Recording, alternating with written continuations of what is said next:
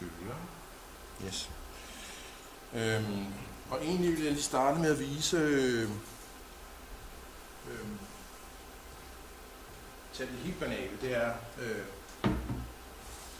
er at finde ud af, hvad det er for nogle objekter, man har lyst til at tage på sit teleskop. Det kan også være visuelt, hvor går man hen og prøver at finde ud af, hvad det er, man gerne vil. Og for mit vedkommende har det handlet meget om, at jeg har Hyperstar på, når jeg først har sat det på foran kikkerten, og jeg har 2 filterhjul. Det ene med farvefilter og på alfa og luminans, og det andet med smalbåndsfilter, det vil sige, at jeg har kun luminans, og så de 3 kanaler, vi plejer at bruge, altså O3 og S2 og på alfa, og så en luminans. Og det vil sige, at hvis jeg nu er sæsonen slut for de store objekter oppe i Mælkevejen, og vi nærmer os sommersæsonen, det vil sige, det er galakser, det vil sige, det er små til. Så jeg står sådan lige i øjeblikket og tænker, skal jeg lige tage de sidste timer om aftenen på nogle af de her gastog og sådan noget, som jeg rigtig godt kan lide, og som fylder meget og som passer godt til Hyperstar, og nu har et stort felt. Eller skal jeg skifte nu, og så begynde at kigge efter nogle små galakser, og så skifte til F7, altså putte kamera op i den anden ende og kigge. Og det er sådan, det vil jeg helst ikke, så ikke lige nu i hvert fald. Så jeg prøver ligesom, er der nogle objekter på himlen, som fylder meget, og som er nogle gastoger, man kan lege med, altså her i foråret, måske eventuelt også om sommeren. Fordi det er egentlig dybest set det, jeg synes, der er rigtig, rigtig sjovt. Og så begynder man at kigge i kataloger på det og forskellige hjælpemidler. Der findes et hav af toger, det kan jeg vise lige om lidt. Men det er sådan set min udfordring. Og derfor, til det formål kan man ligesom lave, der er 3 niveauer, eller i hvert fald 3 niveauer, man kan ligesom kan anvende. Man kan sådan gå på jagt efter de lister, der findes på nettet over objekter. Og det her, det er så bare et eksempel fra Vig Knudsens observatoriet, og det er årstidernes objekter. Det er simpelthen bare deres program op fra deres hjemmeside, og den er velegnet til alle formål. Jeg har taget en kopi til gymnasiet, så vi kan bruge den deroppe og hænge den op i observatoriet. Der er kuglehobe, der er planeter, eller planetariske tåger, der er galakser osv. Så det er på årstider og med datoer på for deres program. Så det vil det bare. Jeg synes, det er en rigtig god liste over ting, man kan have parat, så man savner nogle gode objekter at kigge på. Derudover så har de så en lidt mere detaljeret liste over årstidernes projekter, eller objekter, forårsobjekter, sommerobjekter og efterårsobjekter. Jeg kan lige prøve at sende det over. Og hvis I skal vide, hvor man kan finde det, så går man herind på Astronomisk Selskabs hjemmeside og leder efter Vig Knudsen, og så VKO.dk. Hvad for noget? VKO.dk. Yes. Ja. Og så hernede, der har de deres program. Og der kan man så finde de her. Her er deres, det er så det, jeg har kopieret ind i en side. Det er så faktisk bare deres forevisningsprogram. Kopieret ud på en A3, man kan hænge. Og så har de så listen herover projekter.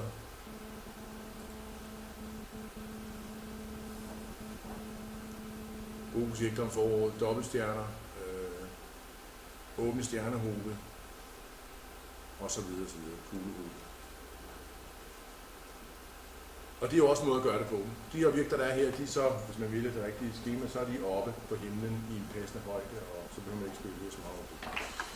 Hvis man så gerne vil lave noget mere astronomisk, så kan man gå skridtet videre, og så kan man for eksempel bruge nogle af de her apps. Jeg vil lige prøve at vise jer bare en lille smule af det. I kender sikkert en masse apps også. Jeg bruger meget den, der hedder Sky Safari. Den, der ligger heroppe. Sky Safari Pro. Og den er altså, den findes i forskellige versioner, også nogle gratis versioner. Den store version, der kan man lave rigtig meget. Den har nogle meget store katalog. Og man kan gå ind og sætte alle mulige ting til og fra. Altså her har jeg slået åbne kloster fra og kuglehobe fra, og kun taget Bright Nebula, Dark Nebula, planetariske tåger kan vi også tage fra. Så det jeg leder efter her, det er sådan nogle store udstrakte gastoger, som jeg gerne vil prøve. Så kan jeg skrue lidt på magnitude og så videre. Nu siger vi bare, det er OK, det er vi glade for. Så får man sådan en rodebutik herfra. Så i virkeligheden, så vil man jo gerne, så vil man gerne sortere det efter.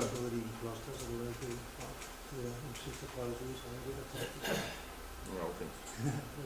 Ja. Det man så også kan gøre inde i sådan en her, det er, at man kan lave, man kan putte sine forskellige konstellationer af kameraer og kigger derind med brændvidde og så videre. Men man angiver fra kameraet, hvor mange pixels der er for kikkerterne, hvad brændvidden er, så kan man bede den om at vise, for eksempel, hvad er feltet for sådan en Canon. Hvad er feltet for sådan en Canon 100 mm på mit QSI-kamera? Det er sådan, altså det er en kort tele på mit QSI-kamera. Det giver godt nok en dårlig pixeloplægning. Men det kan man jo så prøve. Så kan man bede den om at vise den kombination. Det tror jeg, vi har. Så får man sådan et felt der.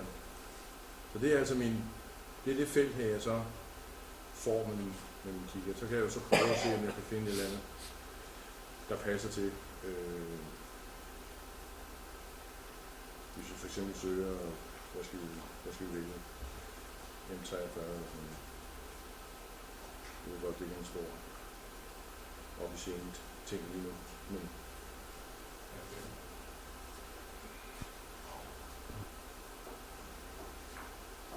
så kan jeg så zoome ind her, så kan jeg så se, hvor meget får jeg egentlig med, hvis jeg for eksempel vil lave en mosaik. Så det er i hvert fald en måde at gøre det på. I det her program kan man kan også lave forskellige kriterier, hvor man så søger efter størrelse. Og så farvel. Men det man ikke kan med det her program, det er, at man kan ikke ligesom søge efter mange kriterier. Man kan ikke sige, at vi skal have nogen, der er oppe på himlen på det rigtige tidspunkt. Jeg vil kun se objekter af en vis størrelse, jeg vil kun se objekter af en vis type. Og heller ikke noget med rækkefølgen af, hvornår det er mest fornuftigt at tage med. Altså det her, det er sådan, det vil jeg kalde sådan en visuel, rigtig godt hjælpemiddel. Og så et starten på noget, hvor man kan finde ud af noget med nogle størrelser i forhold til de objekter, man gerne vil tage, og så ens setup. Det er det sådan set ret godt til. Det er også ret godt til, hvis jeg for eksempel vil vide, hvornår transiterer det her. Så kan jeg for eksempel slå op her, og så kan jeg se, at den transiterer altså kl. 17.31. Altså det er det tidspunkt, den passerer syd, og hvor den er højst på himlen. Det er sådan et relativt tidligt tidspunkt, så det er lidt kedeligt. Men man får oplysninger sådan enkeltvis. De er ikke systematiseret på en måde, så man ligesom kan sortere i det og planlægge sine observationer. Men jeg bruger faktisk den her rigtig meget. Så det man så er skridtet videre herfra, det er så at bruge den, der hedder, jeg finde den.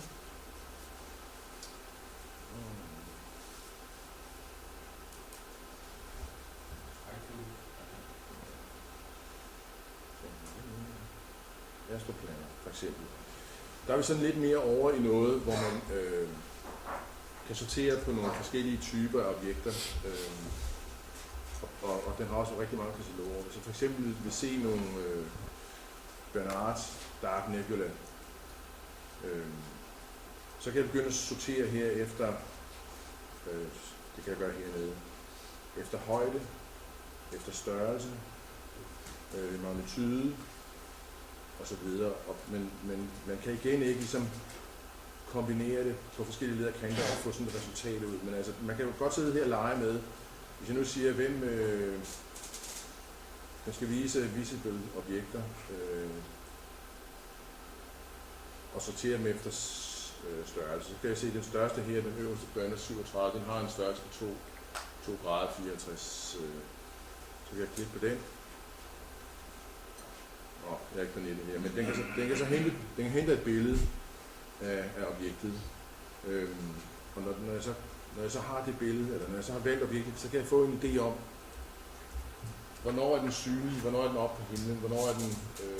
Så det her, det er et objekt, som er godt nu, i marts måned, er den højst på himlen, om sommeren, altså juli måned, vil være et dårligt gæt, eller tekst med objekt. Så det er et andet program. Den findes der altså forskellige af.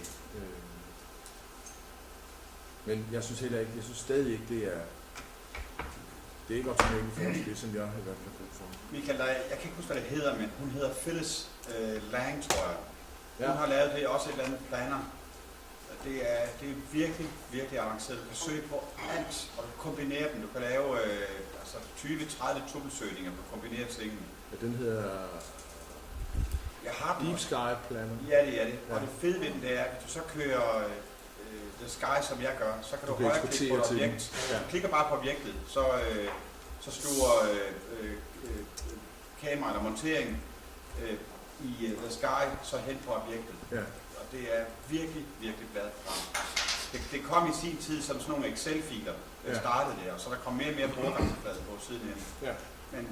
Og det er lavet en del tilbage, hvad det angår stadigvæk, men i forhold til indhold, så er det meget, meget omfangsrigt. Får man også billeder af, kan man se? Det kan du, og du kan downloade billeder også. Deep Sky Pro, det tror jeg Flemming han demonstrerer, den har jo også en kæmpe liste, hvor man kan sortere de aktuelle. Det kan godt være, at hun hedder Phyllis Lang, Ja.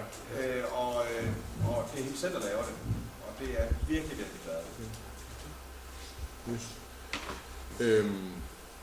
Et andet program, jeg har ikke brugt det her særlig meget, men det er i hvert fald et program, som er ret omfattende. Det er CCD-ware, altså dem, der laver PIMP Pro og hvad de ellers hedder alle sammen. Er det ikke filmer efter den her?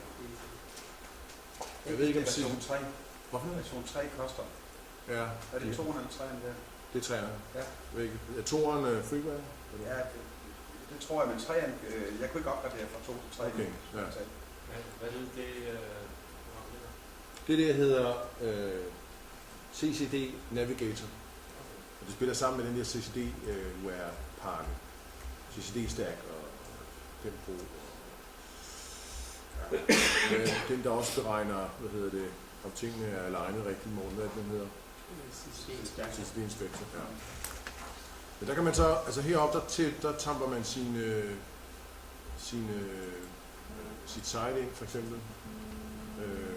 Og alle de her programmer ligner hinanden. Man skal ligesom lave sin egen profil, så man så kan gemme sit navn og sit sted. Man taster man skal vide, hvor man er på jorden. Man taster sit kamera ind, sine filtre og så videre. Det er relativt avanceret program. Og så kan man så ellers begynde at lege med de her kriterier. Altså der er noget med en dato, og hvornår man gerne vil starte sin session. Hvor mange timer der skal være til rådighed over sådan en aften. Man gider ikke at begynde at fotografere noget, der kun er op en time eller to. Og så kan man sætte nogle kriterier for, hvor langt skal den være op på himlen, og hvor stor skal den være. Minimumstørrelse, maksimumstørrelse og sådan noget omkring lysstyrke. Og alle de her kriterier kan man så fedt med at vælge. Og hvis man så går ind i nogle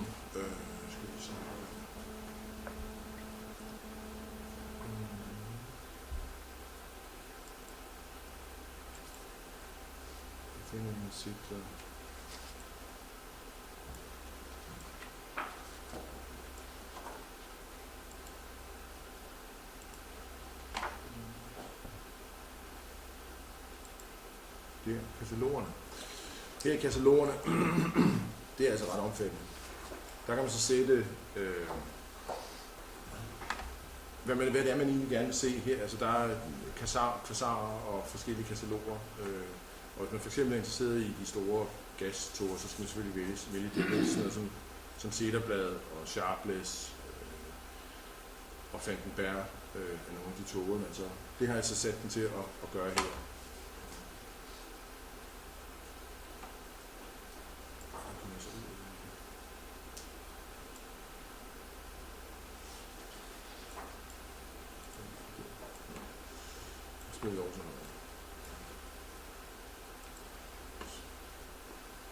Så skal den lige uploade sig selv igen. Og så får man så de valg, man så har, de kriterier, man så har valgt, de ligger så sådan sorteret i databasen efter de der kataloger, man har ønsket, og de kriterier, man har sat med højde og tid og så videre. Så får man så et resultat ud, man så kan bladre sig igennem, ikke? På himlen. Man kan så, der er rimelig mange. Man kan så sortere dem efter size, transittid og så videre. Og så kan man så gå ind på de enkelte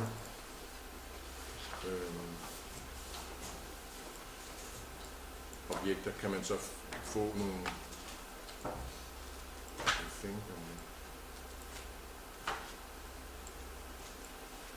hvis man går videre med det her, så kan man proppe dem herover, så får man altså det samme, som man så før. Nogle kurver over, hvornår de er bedst at tage. Den her kan også lave sådan nogle den kan regne ud, hvordan man skal tage objektet, hvilke filter man skal starte med, afhængig af, hvad for nogle filter, der har størst farvefejl i forhold til sfæren, hvor den er på himlen osv. Så den kommer simpelthen med et forslag til, hvordan skal man tage det her objekt, og hvilken rækkefølge skal man føre filterne af, og så kan man så planlægge sin station efter det. Jeg mangler stadigvæk sådan noget med at sige, hvis jeg kun det jeg har nu er, hvis jeg gerne vil købe min Pro-Alpha-filter, hvad er det så for nogle tråge, ligesom, der er bedst til de her filter? Den information kan jeg ligesom nødvendigvis finde nogen før. Men er der nogle af databaser, der eventuelt har sådan en prioritet, hvor du går ind og lægger din egen iagttagelser med indover, hvor du siger, at det her objekt, det mener jeg skal gøre sådan og sådan, hvis du ligesom kan sætte din egen prioritet på det også. ja, det kan du godt. Det kan du få flere af dem. Der kan du godt lave din egen log, hvor du ligesom siger, at det er en af dine favoritter. Og så jeg tænker ikke sådan, men altså gå ind på en måde at sige, jamen det her, det her objekt på Danmark, det kan jeg ikke have med ind. Jeg tænker ikke på Højde og sådan nogle ting, men også på nogle andre altså simpelthen discard på en eller anden måde. Det vil jeg tro, du kan. Men det er så langt, jeg er kommet i den her søgning efter sådan nogle gode værktøjer til at ligesom kunne sige, jamen, hvis man har et ønske om at tage noget, der er stort, og som gastog, og som passer til Pro-Alpha, og altså jeg bor i Lyngby, det vil sige, jeg kan ikke tage luminans særlig godt. Det kan jeg godt opstille meget klart, men det er kun nogle få netter, jeg kan gøre det. Så jeg er altså på jagt efter noget, hvor jeg kan bruge mine snapbox-filter på noget, der er stort, og det er sommer. Det er sådan set den udfordring, som jeg har. Og så kan jeg så vælge at sige, at det er også lige godt. På et tidspunkt så tager jeg skridtet, og så siger jeg, okay, nu stopper festen med hyperstyle-udsmidet og bag, og så tager vi den relax, så det er også fint. Det er den udfordring, jeg har sådan leget lidt med. Er der nogen af jer, der har samme, hvad skal vi sige, udfordringer eller erfaringer med det her med at søge objekter, bestemte typer af objekter? Jeg har fundet et program, der hedder SkyTools 3. Ja. Det kunne jeg godt tænke mig at få. Ja. Men man får vældig meget rabat, hvis man køber det via en ekstra-forening. Okay. Det er vi skulle prøve at sætte sådan et eller andet der. Ja. Altså, den findes i forskellige størrelser. 180 størrelser, så den bliver til. Og jeg tror, man får 25-50% rabat.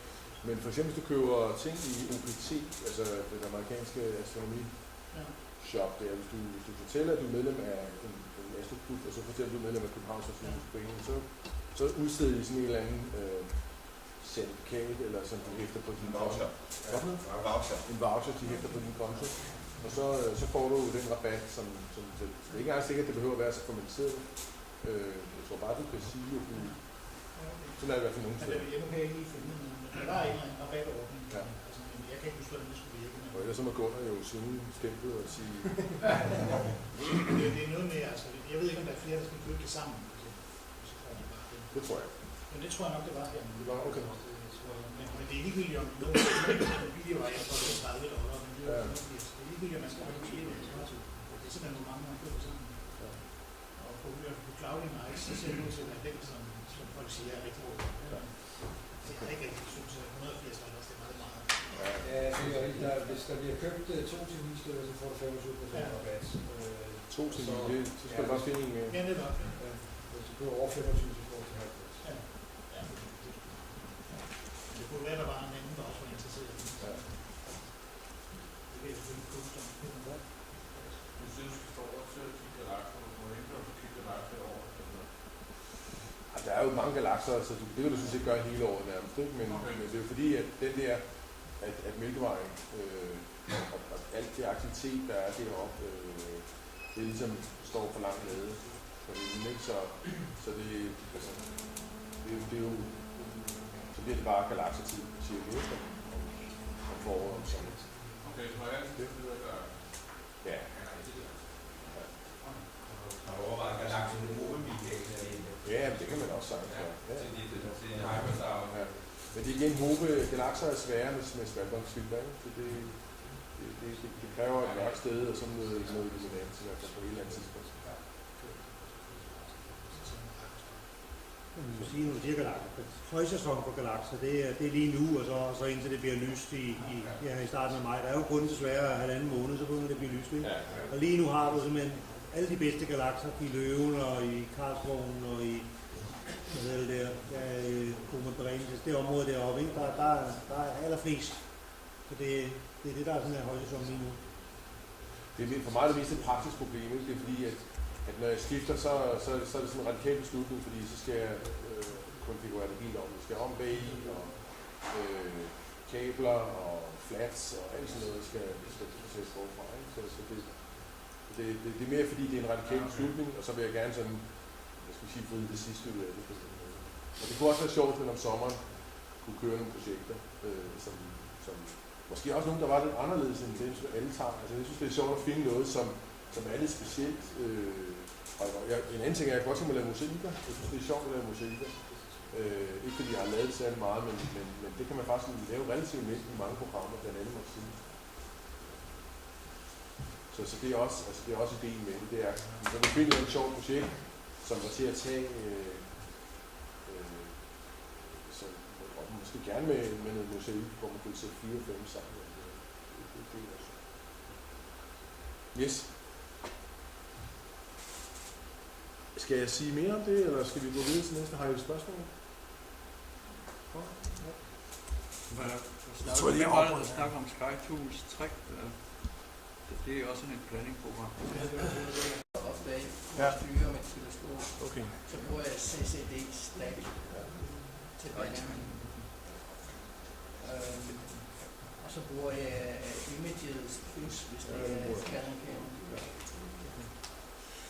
Nå, men altså, jeg synes Maxime er et rigtig super program, som kan rigtig mange ting. Og det jeg vil prøve at vise, det er sådan set, hvad skal vi sige, den meget simple opstart af det. Og hvordan man starter kameraet op, og hvordan man starter plantarprogrammet op. Ja, altså grundlæggende, hvordan man finder rundt i det. Og det kræver, at vi lige får sat simulator på, altså den simulerer, at der er et kamera, og den simulerer, at der er en guider, og så kan man prøve at lege med det. Det kan man også gøre derhjemme, hvis man er i gang med programmet, så kan man sætte de her simulatorer til at køre, og så opfører programmet sig, som om der faktisk sidder et kamera, og faktisk sidder en kigger på. Så det vil jeg lige prøve. Jeg har ikke prøvet det på den her, der meningen skulle køre på det andet.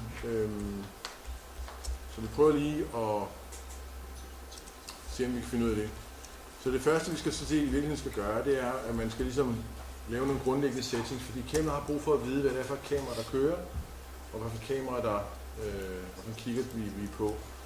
Og det gør man ved at trykke på det, der hedder settings herinde. Og inde i settings, der kommer man så ud i den her menu, hvor man kan vælge forskellige ting og sager. Det, der sådan set er interessant, det er det her.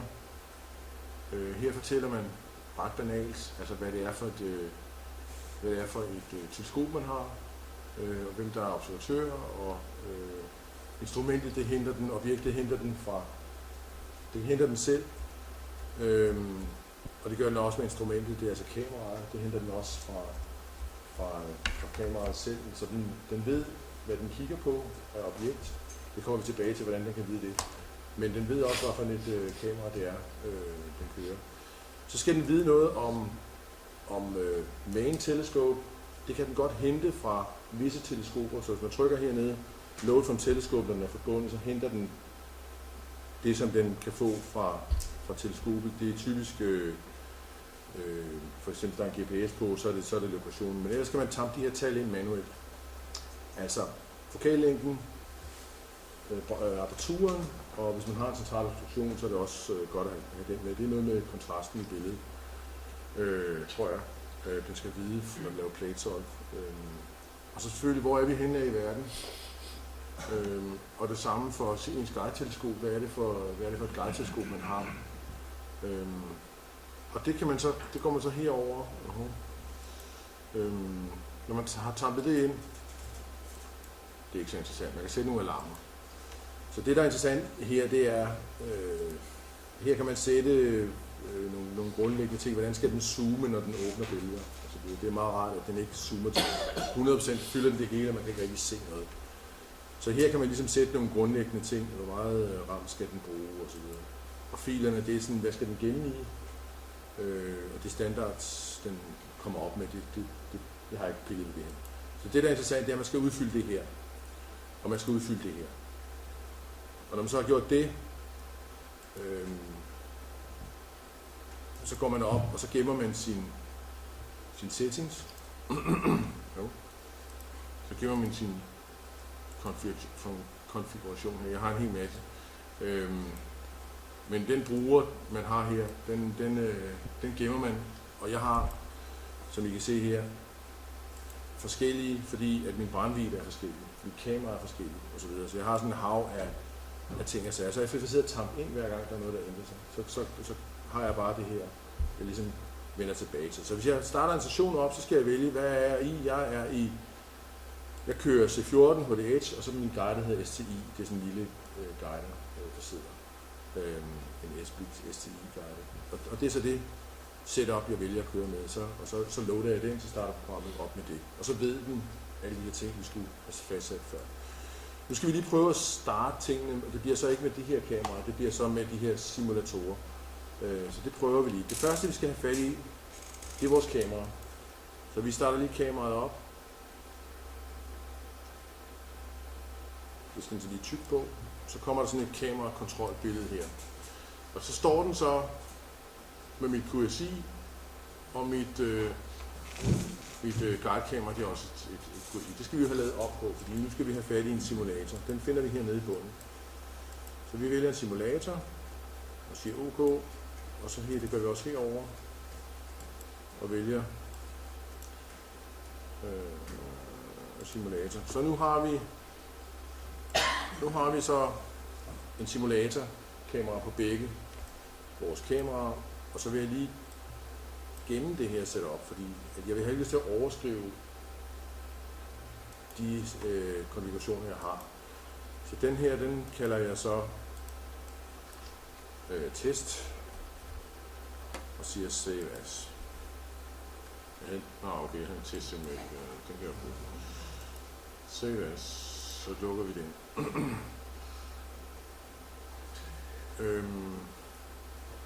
Yes, og her så kan vi så sige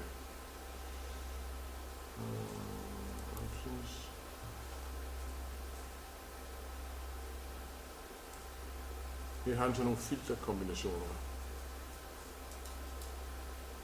Går vi lige ind og siger setup filter.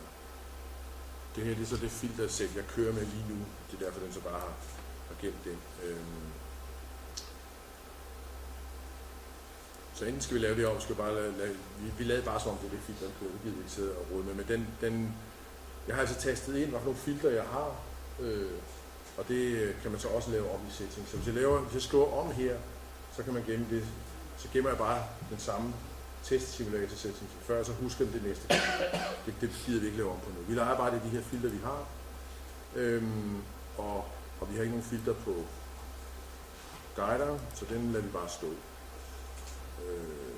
Så siger vi connect. Så nu prøver jeg så skal i forbindelse til de her kameraer. Hvis det nu er den virkelige verden, så vil I sikkert få noget bøvl med et driveren ikke var der eller sådan noget. Det hører til den her sport. Så hvis det her det lykkes, så skal I være rigtig, rigtig glade. Men typisk når først I har fået det op at køre, så lykkes det hver gang. Altså jeg starter det her op og kører det hver gang. Så kan vi sætte køler på. Vi siger, at den skal køle til minus 30, eller hvad man nu har mulighed for. Man skal ikke køle op til køleren bliver alt for overanstrengt, men lad os bare sætte den til 30 på sjovs skyld. Og den har køler på autoguiden, så er det samme. Og når man så lukker ned, så kan man herover warm up, altså det gør man så lige, fordi minus 30 er ret koldt. Så hvis man bare crasher kameraet og tager strømmen, så kan, ikke om chippen kan knække eller hvad, men det er i hvert fald nogen har prøvet at bilde mig ind, at det kan den.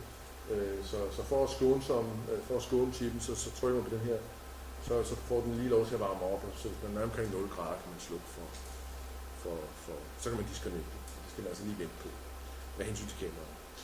Godt, så nu har vi kamera på, og hvis vi så gerne vil, her er der så en guide-fan, og her er der en eksponeringsfan. Det kommer vi lige tilbage til. Nu skal vi lige prøve at se, om vi kan forbinde sig til vores observatoriekontrol. Og det er så den her fane herover. Den trykker på den, så kommer observatorieprogrammet op. Nu begynder det så at blive lidt crowded her på skærmen. Peter og andre har flere skærme i observatoriet, så kan man med 2 skærme og smide noget af det her skrammel til siden. Det er altså en ret stor fordel, fordi der er næsten ikke plads til ens billede jo her. Men det man typisk gerne vil, det er, at man vil selvfølgelig gerne have kontakt til sin montering, fordi monteringen, vi skal jo bruge monteringen til at, vi skal kunne styre monteringen via det her program, vi vælger nogle objekter via det her program, og vi vil også gerne have en i fixheaderen, altså de der oplysninger fra før, med mit navn og stedet og objektet og så videre. Vi vil gerne have en fixheaderen, så vi på alle vores filer kan se, hvad er det for et objekt, der er taget. Og det kræver, at vi får forbindelse til monteringen. Og det gør man her, men det kræver så at selvfølgelig, at der er et kabel mellem monteringen og ens PC. Og det er der forskellige løsninger på det. På min kikkert er det et stik op i håndkontrollen, og så en CL til USB-adapter, og så kører det. Det er relativt nemt. Der er lige nogle udfordringer med at finde den rigtige komport og bla bla bla, men det er relativt nemt, og man kan lige google det på nettet, og Maxim har også selv en ret god anvisning på, hvordan det foregår. Så man skal lige ind, og så skal man have ASCOM kørende også, altså et program, der ligesom snakker mellem kikkerten og programmet her. Så det lyder lidt voldsomt, men det er der altså anvisninger på, og Maxims egen hjælpefunktion er relativt god, synes jeg. Så hvis vi vælger her Silvestron, i mit tilfælde, man kunne vælge, bruger du Max Point, Peter, eller hvad bruger du? Eller? Hvad siger du? Hvad bruger du her til, når du connecter? Jamen, nu bruger jeg ikke det der så meget, men der brugte jeg sådan en gaming driver, ikke? Okay. Jeg bruger den her Silvestron Scope Driver, og så prøver jeg lige at se, hvad det er egentlig, der sker her, når du connecter. Så nu har vi fortalt den, hvad den skal snakke med, hvad for type teleskop det er, så prøver vi lige at connecte. Så er sikkert, hvis du har ASCOM, der er det med ASCOM. Ja, du skal have et simulator på det. Simulator i ASCOM. Tror jeg, man kan.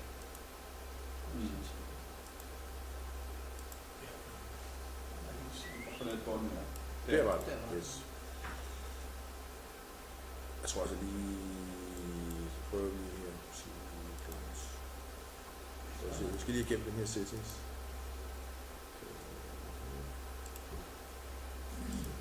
Jeg gider ikke have den overskuddet. Så håber jeg ikke, den laver bøvl næste gang, jeg skal hjælpe i observatoriet. Så nu har vi altså også en forbindelse til vores teleskop. Og nu bruger vi ikke håndkontrollen mere. Nu bruger vi, det kan den ikke rigtig lide. Den kan ikke lide, at man både kører med håndkontrollen og så det her program. Så nu overtager vi styringen af teleskopet med det her program. Så der er et lille plantarprogram her. Man kan zoome ind. Der er et katalog. Og så er der sådan en teleskopfaneblad. Det er sådan set det, man bruger. Og sætte op-knappen var vi inde i før. Ikke? Men hvis nu siger, at vi vil ind i kataloget, vi vil finde et eller andet objekt. Så hvis vi siger, at det er noget Deep Sky, så vælger vi, jeg har taget nogle billeder af en 106, den står der. Så vi searcher på en 106, og så siger vi,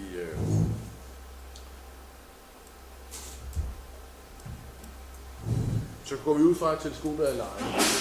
Mit teleskop er alene, det vil sige, at jeg har puttet det, jeg har en gang for lang tid siden alene det. Og så har jeg hibernettet, når jeg startede op, så vækker jeg det at dvæle, og så har den beholdt den ved, hvor den er henad. Så teleskopet er alene, og hvis det er det, så kan jeg godt ligesom bede den om at at gå til M106, det gør jeg så nu, så flytter den teleskopet over til 106, eller der hvor den tror 106 er, i henhold til den sidste alignment, der har været i monteringen. Så det er den så færdig med nu. Så vil jeg jo gerne være helt sikker på, at jeg har fanget M106. Og jeg vil egentlig også gerne have rekalibreret det hele, så jeg ved, at det er 106, der er præcis i mit synsfelt. Så kan jeg så gå ind og tage en eksponering og sige for eksempel find deep sky objects, det er det jeg vælger. Så har den sådan nogle presets, hvor den siger, okay, så hvis det er find en stjerne, så kører den med 1 sekund og bind 2, altså den for at få en hurtig udlæsning. Og en stjernelyser, man har sådan vælger en kort eksponeringstid. Hvis jeg her vælger find deep sky object, så vælger den 10 sekunder i stedet for. Fordi den godt ved, at det er et lidt sværere objekt, så den skal have lidt mere tid. Og vi skal lige over på single, for jeg er jo ikke interesseret i, at nu skal vi bare lige finde et objekt, så vi skal ikke tage en hel masse billeder. Så vi sætter den lige på single og deep sky objekt, og så kan vi bede den om at tage et billede. Det kan du ikke sige. Det er fordi den lige tøvede til fod. Så skulle der et eller andet sted ligge et billede her om det nu.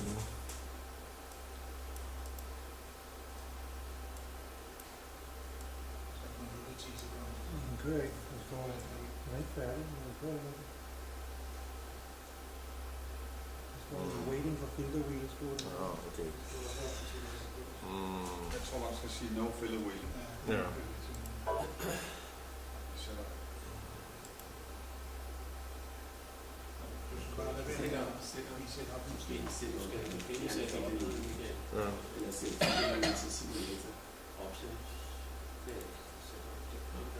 Over den anden side der.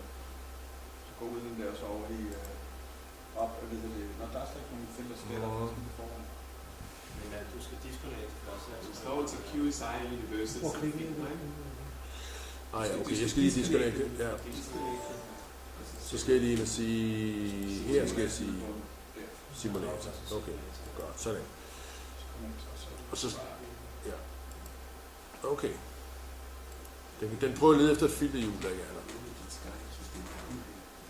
Så, nu har vi altså et simulator på kameraet, vi har et simulator på teleskopet, og vi har et simulator på guideskopet, vi har også simulator på filterhjulet. Så nu prøver vi så, den vælger den så et rødt filter, jeg ved ikke hvorfor. Vi skal have en luminans. Og alle de her presets, altså nu kom den op med røde filter af en eller anden årsag, jeg ved ikke hvorfor. Men hvis du synes, at det er irriterende, at man skal skifte det hele tiden, så kan man opdatere det her preset. Bum, sådan. Så den starter op her, find giver så næste gang, så ved den så, nu skal den vælge luminansen. Og for god ordens skyld, så er vi at gemme den konfiguration.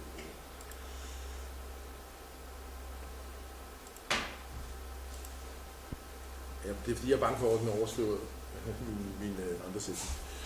Godt, jamen vi er stadigvæk herovre, ikke? Vi har peget på M106, håber vi. Så nu vil vi egentlig gerne have et billede, så vi kan se, hvor den peger henad. Det prøver vi så at tage nu, forhåbentlig. Den eksponerer. Så skulle der gerne komme et billede. Så kommer der altså et billede af noget pseudo, som ikke, den kan ikke vise M106, som de ikke er med. Men den viser sådan et lidt kunstigt billede her. Beautiful. Det er simpelthen M106. Og hvis det nu var M106, så det man så gør, det er, at man går herop og siger pinpoint astronomy. Skal vi lige se, jeg ved ikke, om det virker det her, men det virker, når man sætter det op en gang, så virker det super godt det her. Så trykker man på proces, og det den så gør, det er, at den kigger på alle de her stjerner, der er på billedet, og der skal være tilstrækkeligt mange til, at den kan finde ud af det. Så søger den sådan en spiral, og så kigger den på alle de her stjerner, og så slår den op i et stort katalog, og finder ud af præcis, hvad er det, vi har taget et billede af. Så det prøver vi lige. Det går ikke så godt. Hvis den ikke finder det i løbet af en ret kort tid. Okay. Vi gør noget. Vi åbner et open. Så siger vi M106. Vi tager bare et af de billeder til for længe. Det er M106. Det er sådan lidt stretchet. Ja, det. Man skal jo vi kan prøve at se her, Maxim er lidt fjollet. Altså det man ser på Maxim ligner ikke noget fra den virkelige verden. Det er en meget, meget dårlig visning, den har. Og Maxim har den her screen stretch, hvor man så kan sige, jeg vil have den low, jeg vil have den high, jeg vil have den large value. Så den visning, man får, er en lille smule tilfældig, og den er under anden sted ikke særlig køn. Men det er altså et hyperstyle-billede. Det ser ikke ud af meget, men det er faktisk et udmærket billede.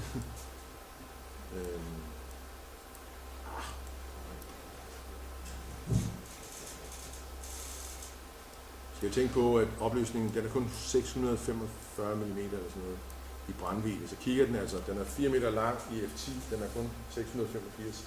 68 cm, det er en telelinse på 68 cm. Så det er ikke så meget forstørrelse, man får ud af det her. Men det er altså galaksen, ikke? Så kan vi så prøve det samme, som vi prøvede før. Det er så et rigtigt billede, vi forsøger at pinpointe af nu. Og så siger vi så process.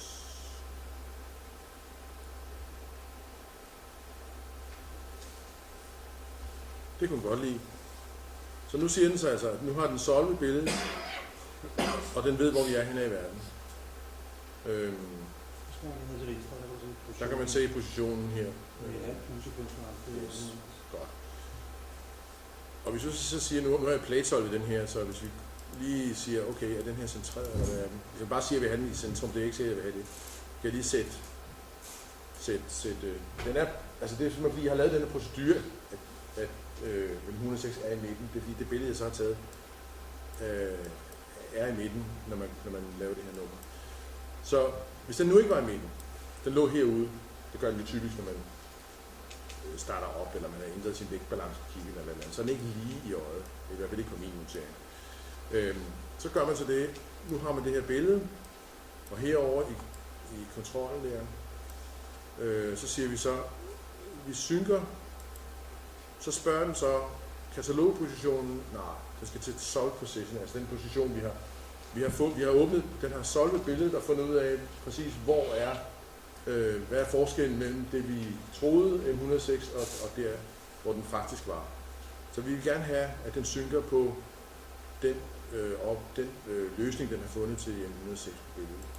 Så siger vi OK til, og så siger vi Go to. Så flytter monteringen over, og så kan man tage et kontrolbillede, og når man gør det, så ser det sådan her ud. Den er ikke bare i øjet, den er lige i øjet. Og det som Niels sagde, det er inden for halvdugspunktet. Ja. Og det her, det er billede nummer 65 i en serie, så det er altså 65 billeder efter jeg har plate-solvet og synket og lavet deepening og så videre. Så der er altså gået i hvert fald et par timer efter jeg har synket. Yes. Så det er simpelthen måden at få alignet sine billeder til det, hvor man gerne vil have. Man kan også trykke på et bestemt sted, hvis du siger, at man vil have men man kan også bede den om at gå til et bestemt sted, men man vil frame på en bestemt måde, kan man gå til centreren, så kan man sætte den, hvor man har lyst til. Hvad siger du, Morten? Ja, er der nogen, der har prøvet? Hvad siger du? Ja, okay. Har du fået det til at virke? Ja. Jeg har prøvet at klikke, den bliver ved med min, den kører den modsatte vej. Hvordan gør man det, Morten? Fordi jeg har samme problem. Så får den sådan en runaway. Den der calibrate. Ja, jeg tror det er det. Men det er vigtigt, at man skriver use pinpoints. Ja. Den der? Ja, jeg har også gjort slow distance mindre. Ja. Okay. Men altså, så bevæger den sig lidt rundt, ikke? Og så finder den ud af, når den bevæger sig så langt. Og så finder den ud af, om billedet er klippet. Okay, så den skal vide lidt om, hvad der er op og ned. Ja, den skal vide, hvad der er op og ned. Okay. Yes. Bruger du det til at frame billedet med? Nej, altså jeg gør det video. Okay. Ja. Yes. Men det der så også er fordelen, når vi så ved det her, ikke, det er så, at så kan vi så, nu er det så et rigtigt billede, vi har her. Så herinde i View, Fit Header Window, så kan vi se alle de her oplysninger omkring det her billede. Så her står der, hvad CCD-temperaturen var, hvad eksponeringstiden var. Står der 6 i hvor mange sekunder? 6 sekunder. Det er en 6 sekunders eksponering. Det kan ikke passe. 50. Så det er 6 gange plus 1. Ja, okay, det er 60 gange. Nu skal der en åndssvag notation. Ja. Og hvad har vi her? Pixel size. Vi har, det er en bin 1. Det er luminansfilteret. Og det er M106, det står her.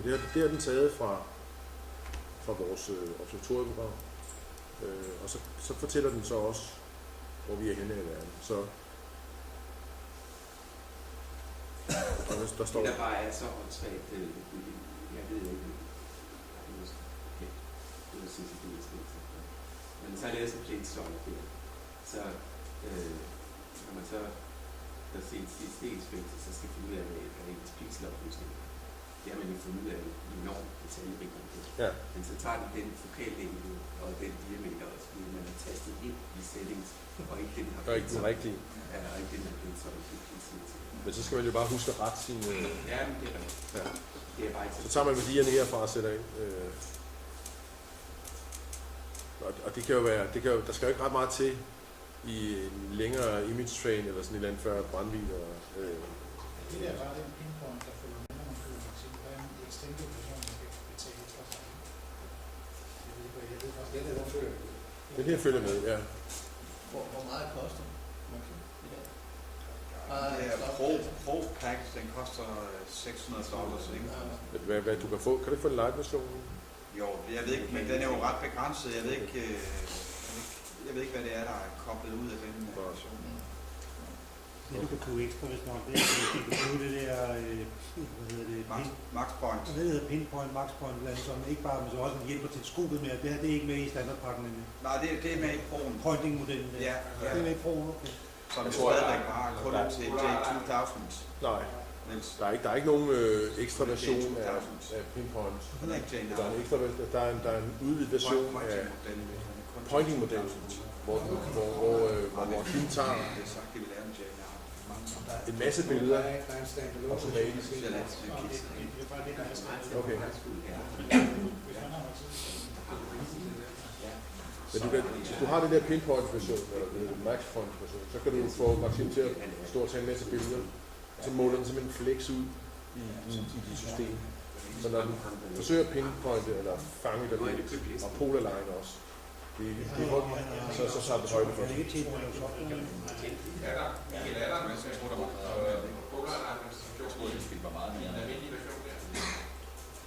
Maxpoint? Det tror jeg ikke, der er. Der er ikke noget sådan et system i den. Nå, hvis vi lige skulle gøre det her færdigt, så er det altså eksponeringer her, ikke? Vi har prøvet at tage en enkelt eksponering, og man kan vælge filtertyper her, og så videre. Og guides. Vi har også et guidekamera på. Og der kan vi så prøve at sige, at guideren skal lige vide, når den flytter teleskopet, hvor hurtigt går det, og hvilken retning flytter stjernerne, når den flytter på teleskopet. Det gør man simpelthen ved at sige, at man skal lige kalibrere den.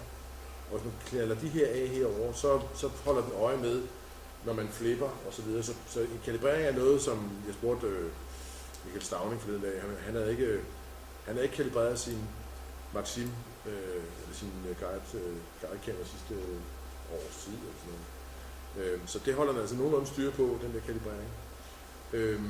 Så vi kan prøve at lave en... Det kræver så, at du lader det sidde på, for hvis du bare drejer det, det er klart. Ja. Men altså, du kan bevæge dig, hvorhen du vil på himlen. Nu har den så taget et billede af... Jeg ved ikke, lige så det, men altså... Den tager et billede. Det ser lidt pudsigt ud, men det er bare sådan et prøvebillede. Og så beder man så om at kalibrere. Det gør man så bare, hvis du bare trykker start, så vælger den bare den kraftigste stjerne. Eller du kan vælge en stjerne, du kan bare trykke sådan der. Og så starter man den. Så tager den nogle billeder, hvor den så flytter stjernen i en eller anden retning. Så flytter den stjernen tilbage igen. Så den prøver ligesom, hvis jeg gør det her, hvilken retning bevæger tingene sig, så ved den, hvad der er op og ned, og den ved, hvor hurtigt det går.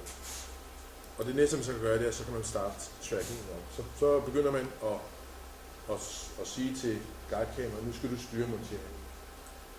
Så hvis vi prøver at trykke på det kan man så sætte på forskellige... Og så tage grafen frem, så starten og tage grafen. Den kan man sætte på. Det begynder at blive lidt crowded, det her billede, Men det kan rigtig meget. Når man først har sat det her op, og også hvis man lukker det ned på den rigtige måde, så kommer det her op af sig selv. Så kan man bare lige connecte, bum, bum, bum, og så er man faktisk i gang. Og det tager ingen tid, og det kører super, super godt. Hvis vi bare trykker start her, så kommer der sådan en lille guide-billede op herover. Det kan man så sætte trackboxen, den kan vi så sætte lidt større, så vi kan se, hvad der foregår. Men det er sådan set ikke nogen fordel, fordi jo hurtigere man udlæser, jo bedre. Så Stauning siger, at man skal sætte den her trackbox så lille som muligt. Så vi sætter den til 16. Nu står den her stjerne. Guidecamera står og kigger på den her stjerne. Og det er altså på subpixel-niveau, den flytter rundt på monteringen, og den her, den flytter sig. Så den forsøger simpelthen at, man kan se kurven hernede, den forsøger at flytte monteringen tilbage på plads. Og så kan man så lege med de her settings heroppe. Man kan også, det er en rigtig god montering. Der er seeing i god den aften. Man kan så lege med de her settings undervejs. Altså, det her det er aggressiveness i den ene akse, og det her i den anden akse. Og det kan man så prøve at se. Hvis det nu er, hvis seeingen er dårlig, stjernen hopper rundt, så forsøger monteringen jo at tage højde for seeingen. Det er ikke en særlig god strategi. Så får du guidet en hel masse, men du guider på noget, der flytter sig på grund af seeing, så man kan simpelthen ikke guide på seeing. Så der skal man sætte aggressiveness med. Så det er meget seeing-afhængigt, hvad de her værdier skal være. Men altså, på baggrund af de her kurver kan man faktisk godt lege sig frem til. Nu siger vi, at den her setting gider vi ikke rigtig, vi vil gerne have en 4 i stedet for. Så ser vi hernede, den umiddelbare effekt af det. Hjælp det eller hjælp det ikke? Og det vi kigger på, det er selvfølgelig, altså sådan ser min guide på, altså nu, men man kan kigge på de her tal hernede, RMS-tallene for eksempel, og de skulle gerne blive mindre, når man laver ændringer. Og der er så forskellige fiduser, man kan gøre. Det handler meget om balancering af kikkerten. Man kan altid sørge for at have den bystheavy, så når tandhjulene ikke står sådan her og vipper, men at de hele tiden er... af det, altså, som støjer mere end de andre. Og der hvis der så er en af dem, der kommer ud i en eller anden ekstrem værdi, så vil den jo tage, altså hvis det er en stigende værdi, det fortsætter bare, at den ikke får lov til at ramme samme sted 2 gange. Og der skal du, hvis du har 30 billeder og sådan noget, så skal du, synes jeg, altså have en lidt større, altså ben over. Fordi det du sætter i dithering, det er max, altså det er max-boksen, den flytter. Okay. Så hovedparten af de gange, hvor den flytter sig, det vil jo være meget mindre, end det du sætter der. Og når man tager klikboksen via guider, så bruger den guidekamera. Ja, det er pixel på guidekamera. Ja, så ja. Yes. Så det betyder, at hvis du for eksempel kører med et guidekamera, hvor du har bindet en piller, Lodestar, et eller andet med store pixels, ikke? Altså, så med 2 pixels, det vil så svare til flere pixels på din main image. Okay, jeg tror, vi bliver nødt til at runde lidt af. Jeg vil bare vise jer en ting, det er, hvis man nu gerne vil lave en mosaik, for eksempel, af Orion. Hvis du har en brændvidde, der er for stor til en galakse, så er det meget nemt at lave en mosaik her. Du trykker bare på mosaik, og så det den beder om, det er sådan set, at man bare beregner afstanden i pixels, eller i bueminutter mellem centret på ens frames. Hvis du har 4 frames, skal du lige ind i nogle af de der programmer, jeg viste før, lige at finde ud af, hvad er centerpunktet i, eller hvad er afstanden mellem centerpunkterne i bueminutter. Det taster man så ind her, 2x2, altså det er 4 billeder i alt, med den her spacing. Jeg tror måske det er, jeg tror det er en eller anden, jeg havde, jeg prøvede at tage en musik af Orion, tror jeg, med en telelinse på, eller et eller andet. Og det er sådan set det. Og så siger man OK. Og skal vi lige se her.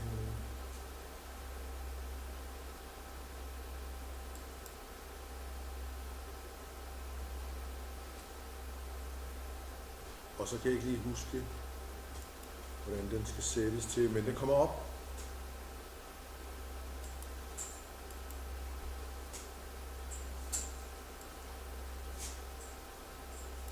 Den kommer op... Thing.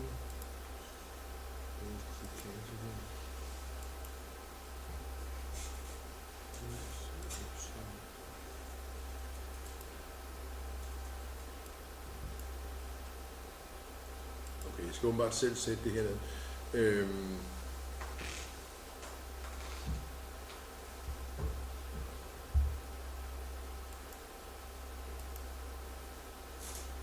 Jeg kan ikke huske, hvordan man håndterer det her filter, men den kommer op, og så kan man...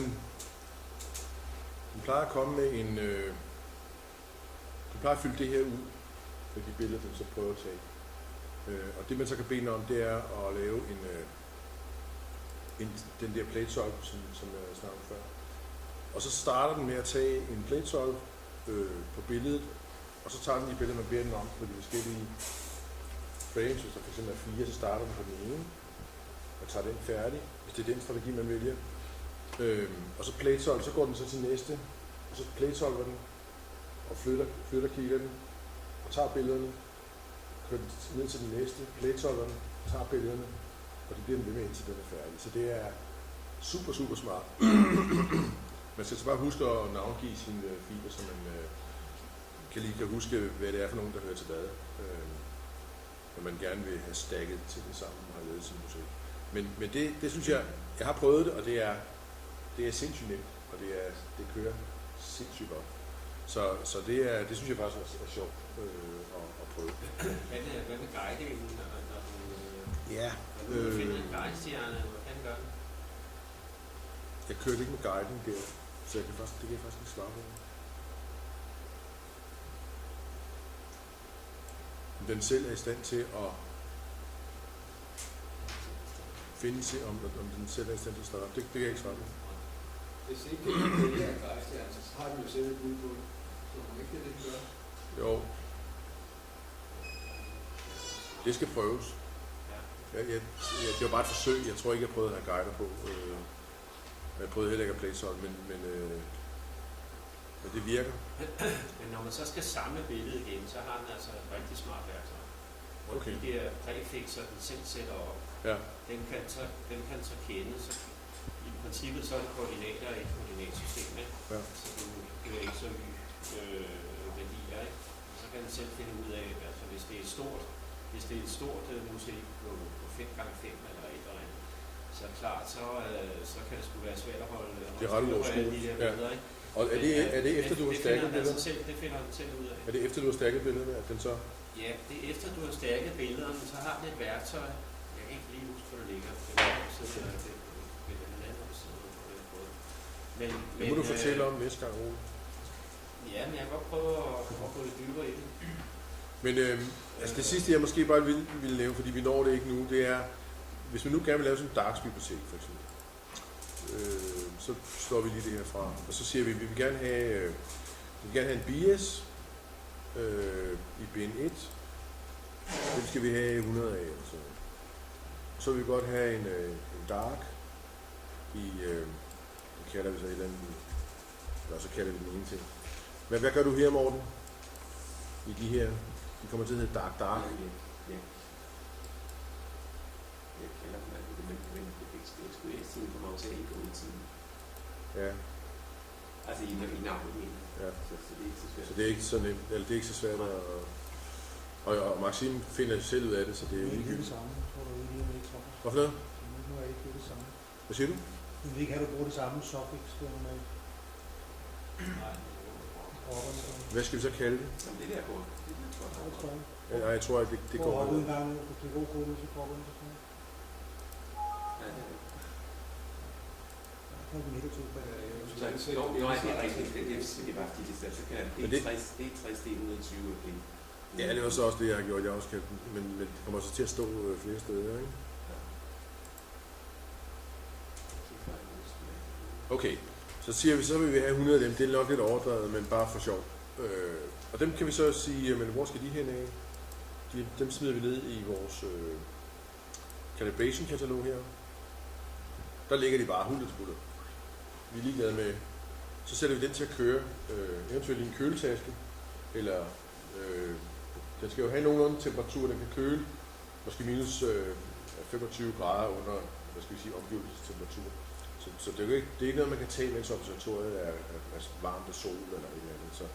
Så enten skal man gøre det en eller anden nat, hvor det er overskyet, hvor temperaturen er til, at man kan komme derned, hvor kameraet plejer at være minus 25 eller minus 30, eller man kører ned. Og også så skal man tage kameraet op til en køletest i en eller anden periode, hvor det er dårligt vejr, og så sætte kameraet til at køre. Det har jeg gjort med gymnasisk kamera, det har kørt i en uge nu, og der ligger 30 gigabyte darks på den der PC, og det havner så i sådan en katalog, hvis vi lige prøver at kigge på, hvad der er hernede i det katalog. Jeg lukker lige det hernede.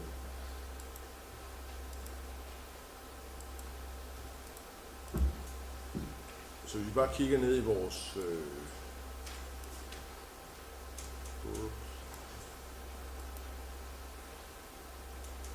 der. Så kan I se, der ligger 100 bias frame til, og så ligger der, det her det er mit eget lille, jeg er ikke kommet så langt med det, så der ligger ikke så meget. Så ligger nogle flats, så der ligger mine kalibreringsfiler, og så ligger der nogle master, darks, i forskellige, og det er, altså, hvis man hælder hele molevitten med skov ned i en mappe, så kan man herinde, hvordan man gør det med set calibration, og så bare pege på den mappe, hvor det ligger. Og så sætter man bare Maxim i gang, så laver den masters ud af vores bias-filer, vores darks-filer. Den holder selv øje med, om det er ben 1 eller 2. Den holder selv øje med, om det er en 60 sekunders darks eller en 120. Den er fuldstændig ligeglad. Den laver bare de darks, de masters, der hedder til de filer, der passer sammen. Så man behøver sådan set ikke at tænke på navngivning eller separate folder eller sådan noget andet. Og så får man så de her masters ud af det. Så kan man i princippet lægge sine mange kalibreringsråfiler væk på Der er lageret. jo lige flats. De er jo individuelle. Ikke? Flats er... Eller per gang du har haft kameraet af på. Ja, flats kan man ikke bruge. Lige snart du har faktisk også refokuseret i princippet. Ja. Men flats er en boldgade for sig selv, ikke? Så de skal tages hver gang man har ændret noget. Flats er et billede af, hvad skal vi sige, din vignettering og dine bussemænd og sådan noget på chippen. Og det foregår ved, at du tager op mod noget lys, enten en himmel, som er vores sol, altså en skyflat tidlig morgen, eller lige før solen går ned. Det er lidt svært, fordi det kan du gøre med spejlrefleks, fordi det læser hurtigt ud. Men hvis du kan tage 50 flats med et CCD-kamera, som bruger 20 sekunder på at udlæse et billede, så er solen stået ned og gået ned i lang tid, før du er færdig. Så du er nødt til at have en lightbox eller et lyspanel eller et eller andet. Så i princippet er det sådan et billede, jeg kan vise dig det.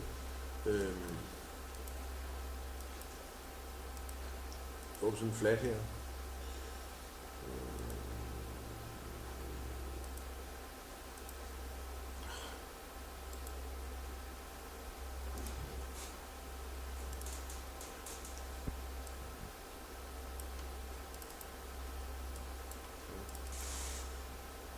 Så er bare en tilfældig en her.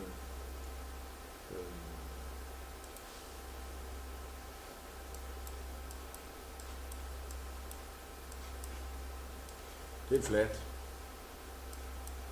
Den ser altså lidt mærkelig ud. Det kommer meget an på, hvordan den er stretchet her, ikke?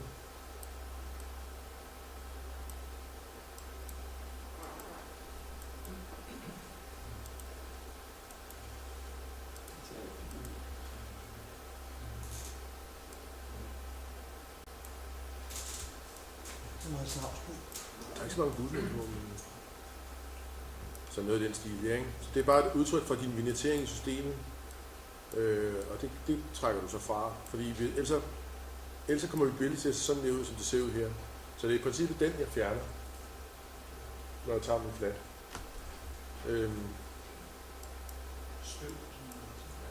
Ja, bussemænd og hvad man ellers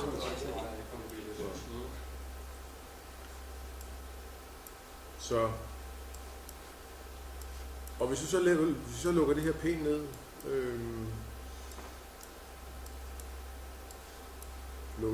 nu skal vi jo lige over og sige, skal lige have stoppet guideren, ikke? Vi skal lige have warmet vores kølige chips op, og vi så holder øje med temperaturen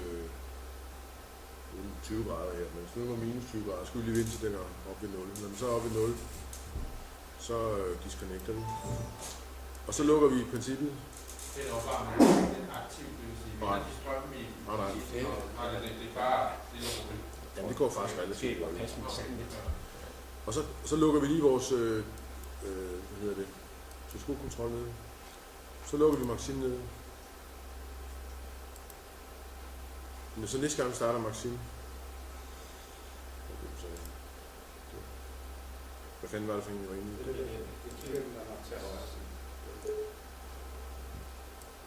Hvad var det for en af dem, jeg var inde i? Den her skal jeg finde.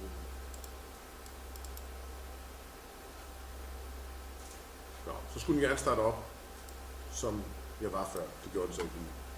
Det er nok fordi, jeg har de der simulatorer på. Men det var sådan set det, jeg ville fortælle.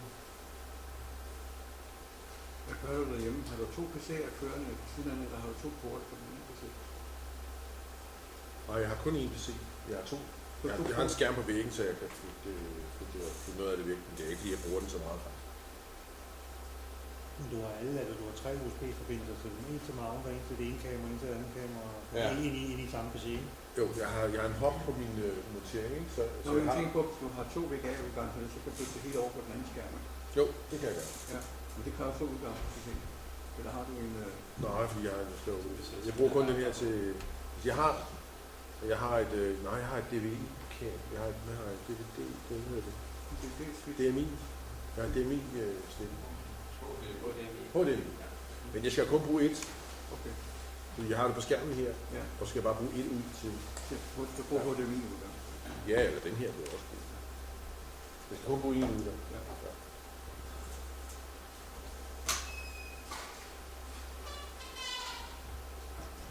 Yes. Det går ud med. Jeg vil sige tak, fordi der er noget, jeg skal hjem og tjekke. Det har sat nogle tanker i gang. Det skal du gøre i aften. Nej.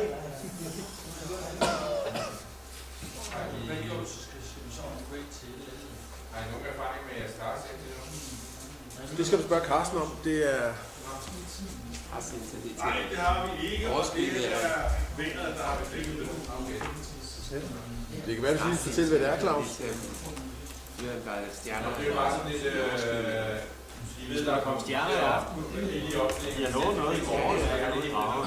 Jeg er ikke blevet klar over det. Det kan man købe en ekstra enhed og sætte på sin telefon. Nej, ikke nu, men i morgen skulle det det er vildt, men altså man bliver altid skuffet, når man så ser det om morgenen, ikke? Så er der sådan en eksats, så skal vi være